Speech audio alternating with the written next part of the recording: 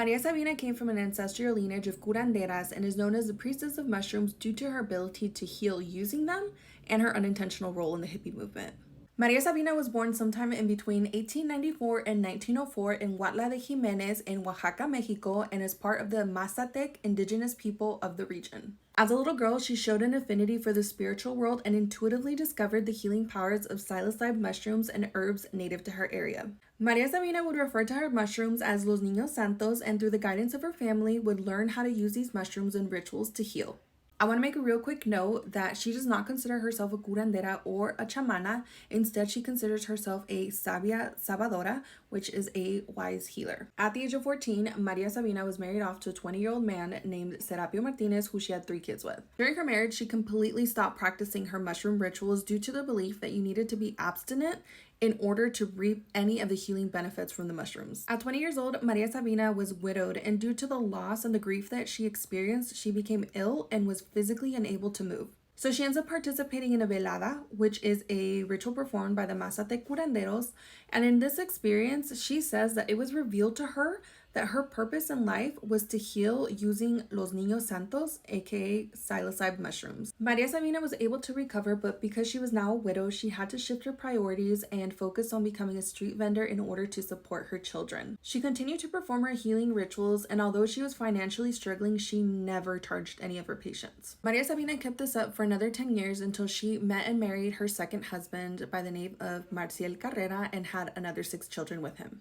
Marcial Carrera was not a good guy. It turns out that he was a brujo who shared his knowledge with Maria Sabina and then got extremely jealous when her abilities surpassed his. It became very clear that Maria Sabina had the don of clairvoyance, so she would use this and herbs to build a name for herself as a healer. Again, she could not practice using her mushrooms because you needed to be abstinent, and during her marriage, she was not.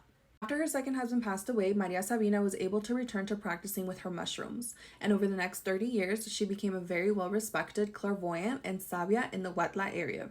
In 1955, an unfortunate encounter with Robert Gordon Wasson, the vice president of public relations for J.P. Morgan, would change Maria Sabina's life forever and introduce psilocybe mushrooms to the world. It was through word of mouth that Robert Gordon Wasson heard about Maria Sabina, and from here on out, I'm just going to call him Gordon Wasson. In June of 1955, Gordon Wasson, his wife, and a photographer were taken to Maria Sabina's house by one of her trusted friends and town officials who vouched for the intentions of the group. Wasson was not in need of any medical healing like most of the people that came to visit Maria Sabina. Instead, he told her that he came to find God with her help. This, of course, made Maria Sabina very reluctant to introduce him to any of her ceremonies, but against her better judgment, she let him participate in a velada with Los Niños Santos. Obviously, Gordon Wasson had no interest in learning about Mazatec traditions. He was there to satisfy his own curiosity and to exploit indigenous knowledge. In 1957, Wasson published an article in Life magazine titled Seeking the Magic Mushroom. In the article, he sensationalized psilocybe mushrooms and basically called it an exotic discovery and a new thrill for the Western world. Wasson's actions had devastating consequences for Maria Sabina in the Huatla area. These sacred indigenous rituals were now being commercialized and exploited by the scientific community. Gordon Wasson even sent samples of the mushrooms to Swiss chemist Albert Hofmann, who synthesized LSD by isolating the active compound in the psilocybe mushrooms.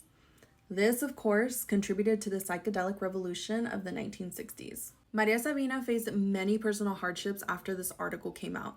Her community ostracized her, her home was vandalized, and her once respected role within the community as a healer diminished. Maria Sabina lived in poverty and alienation until her very last day.